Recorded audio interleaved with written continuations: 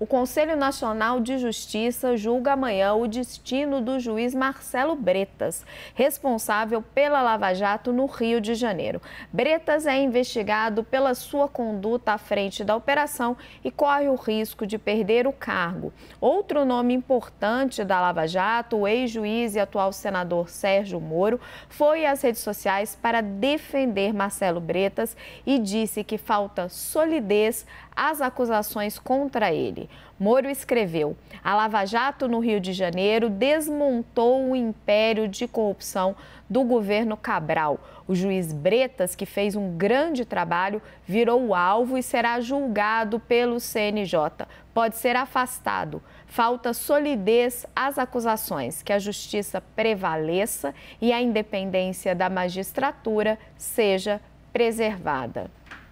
Gabriela, a gente debateu isso um pouco na semana passada e o que o Moro está apontando é um fato.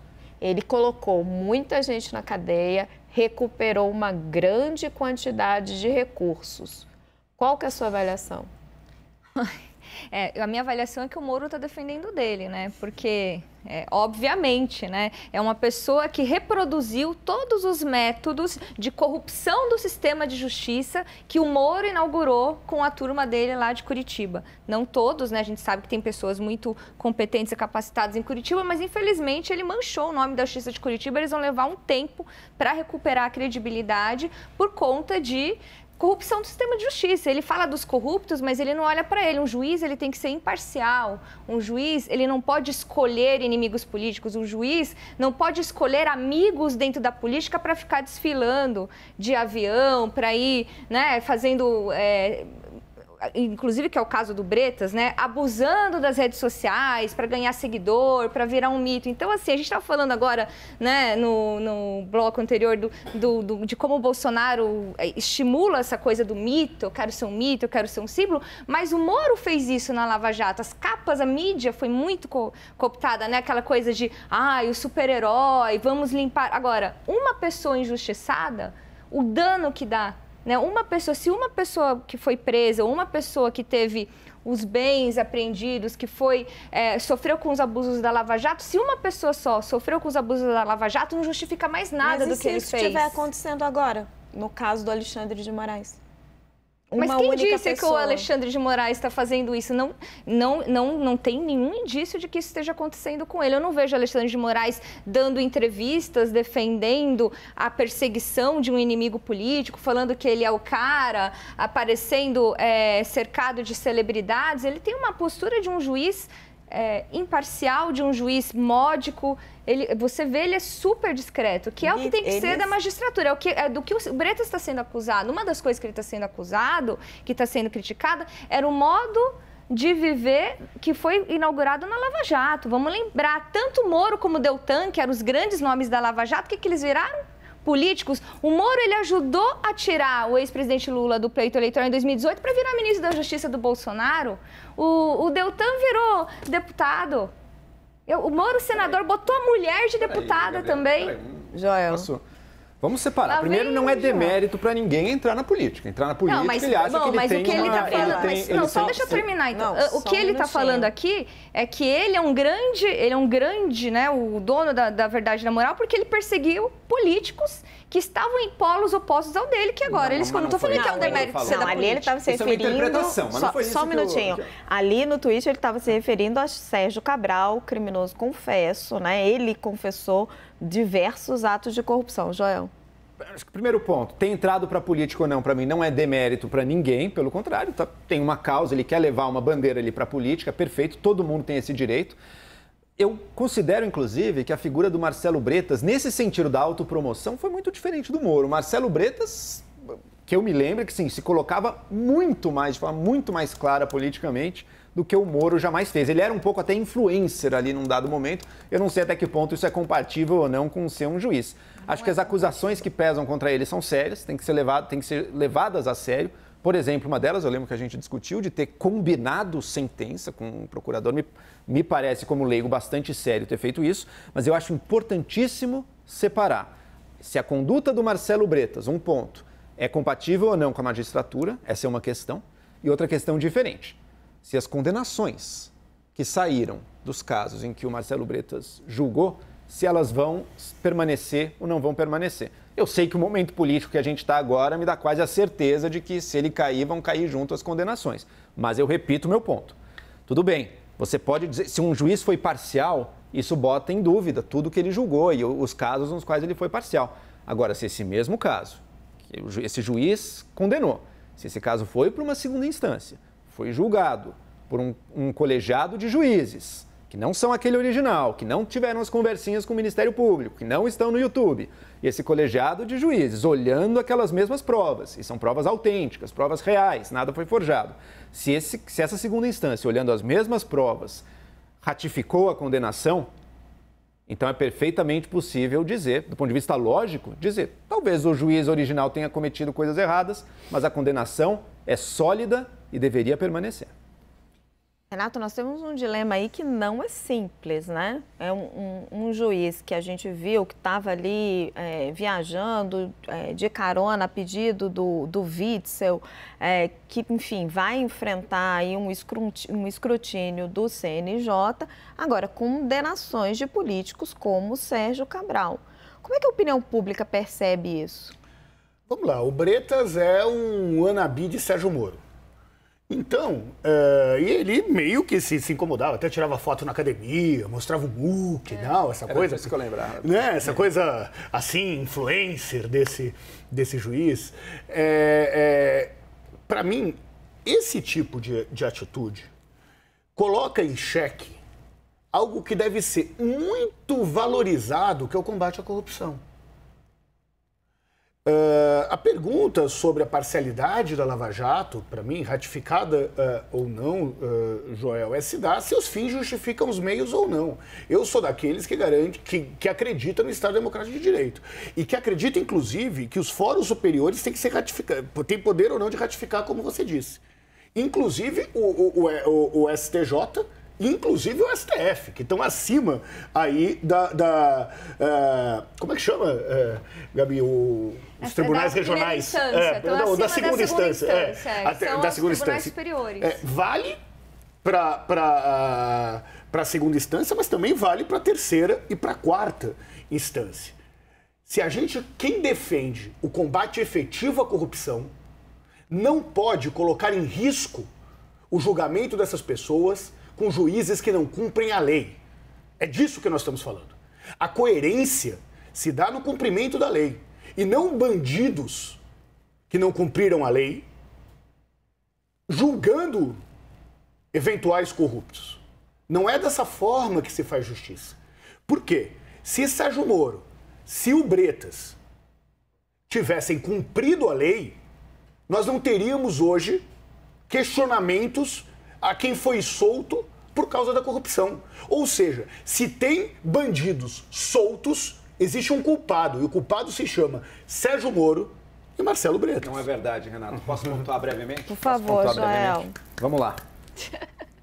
Sérgio Moro, Marcelo Bretas são criticados por possíveis falhas que podem ou não ter cometido. Falhas provadas pelo Supremo Tribunal Federal. Tudo bem. Falhas que podem ou não ter sido cometidas, mas o fato é o seguinte: esses casos foram julgados e no Brasil, quando se é um criminoso de colarinho branco, algum defeito técnico, alguma instância da justiça vai encontrar naquele julgamento. É o caso do que aconteceu com o Lula. Quando o Supremo Tribunal Federal decidiu que o fórum correto para se julgar o Lula não deveria ter sido Curitiba, e sim qualquer Brasília, ele estava indo contra, por exemplo, uma decisão oposta do STJ, que no passado tinha julgado aquilo e dito, não, o correto não seria Brasília, seria Curitiba. Ou seja, independentemente do que acontecesse, se tivesse ido para Brasília, o STJ teria derrubado por aquele argumento. Se tivesse ido para Curitiba, o STF, como de fato, derrubou. Alguma tecnicalidade sempre vai existir. Esse sistema, infelizmente, que se usa da retórica de todas as garantias possíveis ao investigado e ao réu, infelizmente esse sistema acaba servindo a réus que são culpados dos crimes, que de fato cometeram crimes, mas que a justiça brasileira não tem sido capaz de condenar nas últimas instâncias, gerando uma situação de impunidade como essas. Vai me desculpar, se a gente vê... Eu não estou querendo pessoalizar no Sérgio Cabral, ele é uma figura, mas que está bastante evidente que cometeu crimes, né? Se tudo isso resultar... Ele só está solto porque ainda não foi... Mas a gente não está falando do mérito do Cabral, eu também não estou falando do Cabral, estou usando para ilustrar, só porque é um nome que surgiu aqui no debate. Se tudo isso resultar... Surgiu porque foi citado, porque foi citado, exato. Se tudo isso resultar nele e tantos outros corruptos brasileiros soltos, desculpa. Não, primeiro, a justiça não foi servida e segundo, isso tudo não vai ter tido nada a ver com possíveis faltas técnicas do Moro ou do Bretas. Elas foram o pretexto. Não são faltas técnicas. O pretexto de um sistema decide isso, Joel. Não são faltas técnicas. Isso não é opinião. Assim, o Supremo Tribunal Federal decide isso. Dá pra gente comparar com o Supremo É falha comprovada. É sistema de justiça manipulado por agentes públicos que se utilizaram do poder. Não, peraí. Vamos restabelecer... Não, mas não é falha técnica. Última frase, Raquel. Vamos restabelecer os fatos ali, e aí me corrijam se eu estiver errada, mas os casos do Lula acabaram sendo prescritos...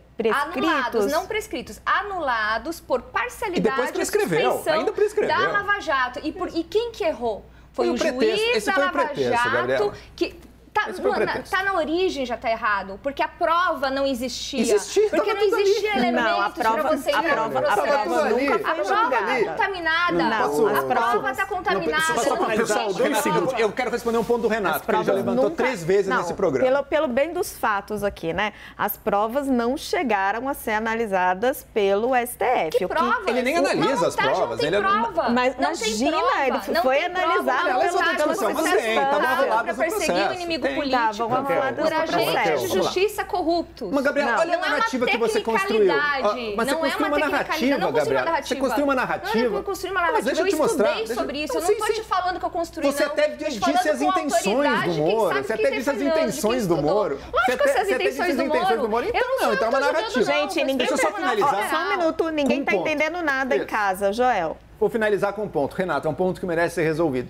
Muitas discussões jurídicas chegam e a conclusão é, se o Supremo decidiu, esta é a lei, faça ele como quiser. O mesmo Supremo que decidiu num momento que a Constituição brasileira advogava pela prisão depois da segunda instância e depois, lendo a mesma Constituição, decidiu que ela não advoga. É claro, o Supremo é a autoridade máxima. Isso não quer dizer que ele está correto sempre. Ou então não existe verdade. Existe apenas a vontade, não existe Constituição, não existe legislação brasileira, existe apenas a vontade do que os 11 ministros do Supremo estão lá. Não é verdade. Só um minutinho, Renato, agora eu preciso dar a palavra para a Gabriela. Um por vez, gente, senão o pessoal em casa não entende. Gabriela. Bom, vamos lá, que tem tanta coisa para falar, né? Vamos lá.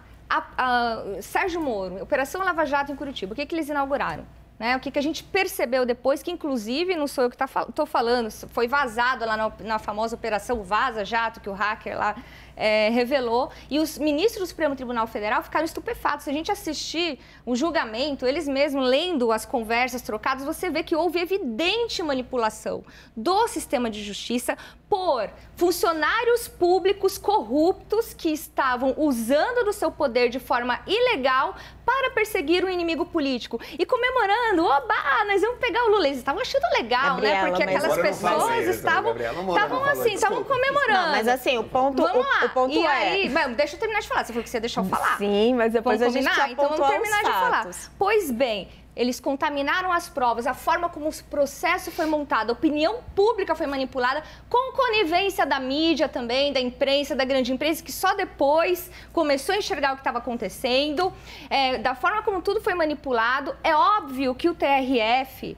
como você está querendo defender, não, esteve segundo... O TRF se viu enganado e o próprio STF, o ministro Gilmar Mendes, deu várias entrevistas falando, eu me senti enganado, porque se eu tivesse os fatos verdadeiros, eu jamais teria concordado com o que estava acontecendo em Curitiba. Então, toda a Operação Lava Jato, eu não estou te falando de nada mais do que você não pode permitir que juízes, sob a manta da imparcialidade, que cometam ilegalidades que podem prejudicar cidadãos inocentes e não apenas cidadão inocente. Ele prejudicou o povo brasileiro, porque em 2018 a gente deixou de ter oportunidade para votar na pessoa que estava em primeiro lugar nas pesquisas, de intenção de voto. Então, a vontade popular foi derrogada por um julgamento equivocado da Lava Jato. E desde então, a gente ficou aí 4 anos de Bolsonaro. Bem, a culpa é de quem? Não, espera um É minutinho, do ministro da Joel. Justiça do Bolsonaro. Um minutinho, eu só preciso pontuar os fatos, né? Ninguém inventou as visitas do Lula ao sítio, ninguém inventou a reportagem... Eu nunca vou te convidar para ir na minha casa, então, porque você vai virar dona da minha casa. Ninguém inventou a reportagem do jornal Folha de São Paulo, que mostrava a reforma que estava sendo feita pela Odebrecht no sítio. Ninguém inventou o pedalinho com o nome da Marisa e do Lula. Tem uma investigação que foi feita com fatos concretos e depois a gente tem a história do que foi o processo. Renato, eu preciso que você seja rapidinho, porque a gente tem 4 minutos. Não, rapidamente, eu não vou entrar aqui no mérito se o governo, os outros governos do Lula roubaram ou não roubaram, mas tem 2 méritos que rapidamente eu queria entrar. Primeiro, o que está sendo questionado, Joel, não é o direito de alguém entrar na política ou não. O que está sendo questionado é se o funcionário público pode usar do direito das suas atribuições públicas para se beneficiar politicamente. E foi isso que Sérgio Moro fez. Fez isso quando levantou o sigilo da Dilma com o Bessias na hora de divulgar isso.